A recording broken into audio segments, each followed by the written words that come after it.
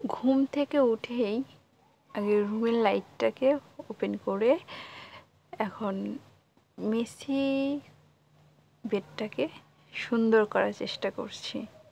একটা জিনিস তোমরা খেয়াল করেছো কি না জানি না, দেখবে সকালবেলা আমরা শুরুই করি হচ্ছে সৌন্দর্য দিয়ে এবং নিজের যত্নটা দিয়ে শুরু করি। যেমন নিজের বেডটাকে গুছানো দিয়ে শুরু করি আমাদের সবার সকাল। তারপর নিজেরা ফ্রেশ হই, নিজেদের কেয়ারটা নেই, অন্ততপক্ষে নিজের স্কিন কেয়ারটা নেই, নেয়ার এই সবের মধ্য দিয়েই কিন্তু আমরা সকালটা শুরু করি। আবার আমরা নিজেদের জন্য এক্সারসাইজ করি, তারপর মেডিটেশন করি। তো নিজের ভালো লাগাগুলো জিনিসগুলো দিয়ে সকালটা শুরু করি, নিজের যত্নটা দিয়ে সকালটা শুরু করি। এটা কিন্তু আসলে প্রত্যেকটা গৃহিণীর করা উচিত।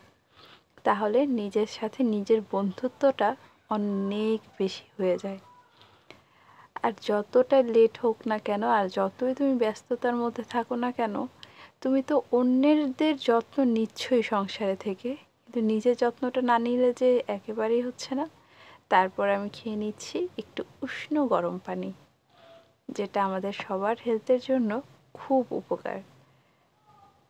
এই নিজের যত্নটার মধ্য দিয়ে কিন্তু আজকে সকালটা শুরু করলাম এবং তোমাদেরকে শীতের আমেজের নতুন নতুন আমেজের জানাই শুভ সকাল বন্ধুরা। আশা করি তোমরা সবাই খুব খুব ভালো আছো, সুস্থ আছো, সুন্দর আছো এবং শান্তিতে আছো। আর যারা আমার বয়োজ্যেষ্ঠরা আছে তাদেরকে জানাই আন্তরিকভাবে সম্মান ও শ্রদ্ধা। আর যারা আমার বন্ধুরা আছো তাদেরকে জানাই অনেক ভালোবাসা এবং আমার অন্তরের গভীর স্থল থেকে অনেক অনেক ভালোবাসা। এবং আজকের ব্লগটি এখান থেকেই শুরু করলাম। এই বাগানটাতে আসলে এখন আমার কান্না পায়। তো বাগানটাকে রিপেয়ার করার জন্য চেষ্টা করছি এবং সময় খুঁজে বের করছি। কিছু তুলসী পাতা নিলাম, নিয়ে নিজে কিছুটা খেলাম আর কিছুটা নিয়ে নিলাম সকালে একটু আদা তুলসীর চা করব, যেহেতু ঠান্ডা পড়ে গেছে। তো আজকে তোমাদের সাথে একটা মাছের রেসিপি শেয়ার করব। সকালে নাস্তা হয়ে গেছে, এখন দুপুরে রান্নায় চলে আসলাম। দেখো আমি 3টা এলাচ আর 2টো দারচিনি নিয়েছি। এটা এখন খুব সুন্দর করে বেটে নেব। তোমরা অনেক সময় এটা ভিজিয়ে রেখেও বাটতে পারো। তারপর নিচ্ছি একটু জিরে, এটাও হচ্ছে এলাচের সাথেই বেটে নেব। তোমরা চাইলে এই জিনিসগুলো একসাথে ভিজিয়ে বাটলে বেশ সুবিধা হয়, কিন্তু আমার তো হঠাৎ রান্না করার প্রোগ্রাম হয়ে গেল, তাই মানে হঠাৎ করে এই রান্নাটা করার ডিসিশন নেওয়া হয়েছে, তাই তোমাদেরকে ওভাবে আমি করে দেখাচ্ছি না। একটু আমার বাটতে কষ্ট হচ্ছে, কিন্তু খেতে কিন্তু জিনিসটা এটাকে বেশ মজা হয়। তো যাই হোক, কড়াইতে দিয়ে দিলাম পেঁয়াজ কুচি, তারপর এটাকে একটু নেড়ে চেড়ে নেব বেশ ভালো মতো। তারপর এখানে দিয়ে দিব আদা রসুন বাটা। আর যে মশলাটা বেটে রেখেছিলাম সেটা কিন্তু আমি এখনও দেইনি, সেটা একটু পরে দেব। তারপর দিয়ে দিচ্ছি লবণ, তারপর শুকনো হলুদ গুঁড়ো আর শুকনো মরিচের গুঁড়ো একটু কালার আসার জন্য, ওটা পরে দিব। যেহেতু হচ্ছে আমি একটু মরিচ বেটে রেখেছিলাম, তাই আমার ওটার দরকার হয়নি। তারপর আমি আলু দিয়ে আর একটু পানি দিয়ে এটাকে বেশ ভালো মতো কষিয়ে নিচ্ছি। আর দেখো এখন মাছটাও দিয়ে দিচ্ছি। এটা কি মাছ তোমরা বলে দিও আমাকে কমেন্টসে। আর এই মাছটা রান্নার শেষে আমি বলবো যে এটা কি মাছ। আর এই মাছটা নাকি খেতে প্রচণ্ড স্বাদ, আমাদের এদিকে সবাই খুব স্বাদের মাছ তারা বলে। তারপর ঢেকে অনেকটা মাংসের মতনই এটা রান্না করতে হবে। তারপর আরেকটু নাড়া, আর এটা যতই নাড়াচাড়া করবো এটা কিন্তু কখনোই ভাঙবে না। তারপর দিয়ে দিলাম গরম পানি।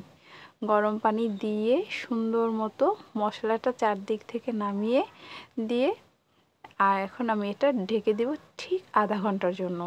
তো আধা ঘন্টা পর এসে দেখো কালারটা কতটা সুন্দর এসেছে। এখন আমি ভাজা জিরের গুঁড়া ছড়িয়ে দেব, এতে কালারটা আরও সুন্দর হবে এবং স্মেলটাও আসবে ফাটাফাটি। আর এই মাছটার নাম হচ্ছে ঘাগরা ট্যাংরা মাছ, যেটা এই দক্ষিণাঞ্চলে পাওয়া যায় এবং খুলনার মানুষেরা খুবই পছন্দ করে খায় এবং অনেকটাই তাদের প্রিয় মাছ বলে গণিত হয়। তো এই রেসিপিটা তোমরাও করে খেয়ে দেখতে পারো। তারপর চলে আসলাম রুমে। সকালে যে কাপড়গুলো রোদে দিয়েছিলাম সেগুলো শুকিয়ে গেছে এবং এখন সেগুলো ভাঁজ করছি। তো তোমাদের যে বলছিলাম যে নিজের যত্ন, নিজের প্রতি নিজের ভালোবাসা, নিজের কনফিডেন্স, নিজের সকালের মেডিটেশনটা যেমন তোমার সারাদিনের অনেক ধৈর্য ধরে রাখতে সাহায্য করে, তোমাকে যে কোনো একটা কাজের আত্মবিশ্বাস বাড়িয়ে তোলে, যে কোনো একটা তোমার নিজের রাগ নিয়ন্ত্রণ করতে সাহায্য করে, তেমনই কিন্তু এক্সারসাইজটাও সবচাইতে বেশি গুরুত্বপূর্ণ। তারপর দেখো আমার দুপুরের লাঞ্চটা নিয়ে আসলাম, ছিল চিয়া সিড, টক দই আর কলা। তো আমার ভরপেট একটা লাঞ্চ হয়ে গেল, আর যেটা কিনা শরীরের জন্য খুব খুব হেলদি। আর এতদিন বাসায় যা খাবার খেয়েছি সেগুলোকে তো একটু রিপেয়ার করতে হবে, তাই। আর এর সাথে কিন্তু আমি গুড়টাও অ্যাড করেছিলাম, না হলে খাওয়া যাচ্ছিল না। তারপর বসে বললাম পড়তে। আর হচ্ছে প্রতিদিনের যে কাজের রুটিনটা থাকে সেটার যেই টাস্কগুলো আমি কমপ্লিট করেছি সেই টাস্কগুলো কেটে দিয়ে বাকি কাজগুলো শুরু করে দিলাম। আর দুপুরে এই টাইমটাতে আমি লং একটা টাইম পাই পড়ার জন্য, যেটা কিনা একদম আমি 1:30 থেকে বিকেল 4টা 4:30 পর্যন্ত হচ্ছে পড়ার এই সময়টা পাই। তারপর আমি একটু ফ্যামিলিকেও টাইম দিতে পারি, রাতের ডিনারটা বানানোরও টাইম দিতে পারি, আবার নিজেরও একটু টাইম কাজে লাগাতে পারি। তারপর চলে আসলাম আমার বিকেলের স্ন্যাক্সে 1 কাপ র চা আর হচ্ছে বাকরখানি। তারপর আমি একটু এক্সারসাইজ করছিলাম, হাই জাম্পিং যেটাকে আর হচ্ছে স্কোয়াট দিচ্ছিলাম। এই দুইটা টাইম হচ্ছে সকালে আর এই বিকাল টাইমটায় এক্সারসাইজটা করলে হয় কি শীতের দিনে একটু কম ঠান্ডা লাগে সত্যি কথা বলতে, আর শরীরটাও বেশ এনার্জেটিক লাগে, কারণ সন্ধ্যার পরই যখন পড়তে বসি খুব মোটিভেট লাগে, আর হচ্ছে খুব ঝিমুনি ভাব বা একটু মানে 10টা পর্যন্ত খুব এনার্জি নিয়ে হচ্ছে পড়াশোনা করা যায়। তাই হচ্ছে আমি বিকেলের এই টাইমটাতে এক্সারসাইজ করার ট্রাইটা করি। তারপর চলো তোমাদের সাথে আজকে আরেকটা হ্যাঁ বিকেলের স্ন্যাক্স শেয়ার করি। তো এখানে আমি 1/2 কাপ আটা নিলাম, 1/2 কাপ চালের গুঁড়ো, তারপর স্বাদ মতো লবণ। আর আমার এখানে কিন্তু অনেক সাউন্ড পলিউশন হচ্ছে, প্লিজ কিছু মনে করো না। তারপর দিয়ে দিলাম 2 চামচের মতো হচ্ছে হলুদ গুঁড়ো, আর ঝালটা তোমরা তোমাদের পছন্দ অনুযায়ী দিবে।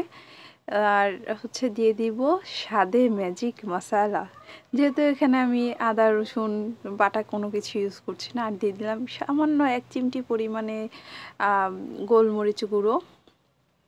আর এই যে ম্যাজিক মশলাটা, যেটা আমি নিজে ঘরে তৈরি করে রেখেছিলাম, আর এই মশলাটা তৈরি করার ভিডিও দেখতে চাইলে আমার চ্যানেলে গিয়ে তোমরা দেখে আসতে পারো। তারপরে এই শুকনো উপকরণগুলো ভালোভাবে আমি একটু মিক্সড করে নিচ্ছি, যাতে সব কিছু ভালোভাবে মিক্সড হয়ে যায়। কারণ এরপর দিতে যাচ্ছি আমি হচ্ছে আসল জিনিস, যেটা হচ্ছে সুজি। এখানে সুজিটাও আমি 1/2 কাপ পরিমাণ নিয়েছি।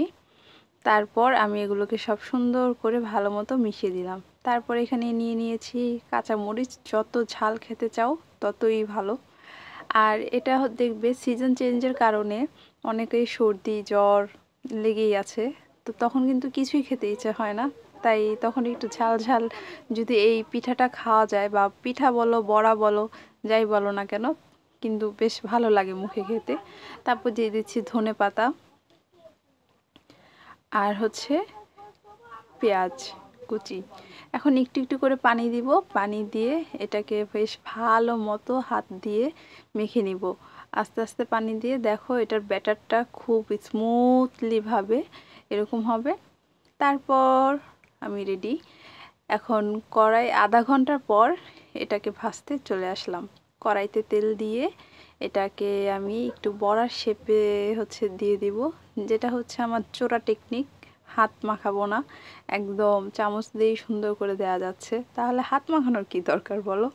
তো যাই হোক, এখন এগুলোকে লাল লাল করে ভেজে নিব আর সবাইকে দিব। আর সবাই বলছিল যে খুব মুচমুচে গরম গরম চায়ের সাথে একদম জাস্ট ওয়াও খেতে। তারপর মাগরিবের সালাত আদায় করে এখন বসে পড়লাম আবার পড়তে। তো এখনও আমি হচ্ছে লিটারেচার ক্রিটিসিজমটা পড়ছি, কারণ আজকে কেন জানি এটার প্রেমেই পড়ে গেছি। কারণ এটার অনেকগুলো ভিডিও দেখছিলাম, তারপর হচ্ছে নোটস করছি আর পড়ছি। আর সত্যি এটার আমার কাছে খুব হার্ড একটা সাবজেক্ট মনে হতো। তারপর 9:30টার দিক দিয়ে হচ্ছে ডিনার বানাতে চলে আসলাম। তো রাতে সবাই রুটি খাবে। এই রুটিগুলো যখন ফুলে না তখন খুব ভালো লাগে দেখতে। তো আজকের ব্লগটি এই পর্যন্তই। ভালো লাগলে অবশ্যই একটা লাইক, কমেন্ট, শেয়ার, সাবস্ক্রাইব করে দিতে ভুলে যেও না কিন্তু।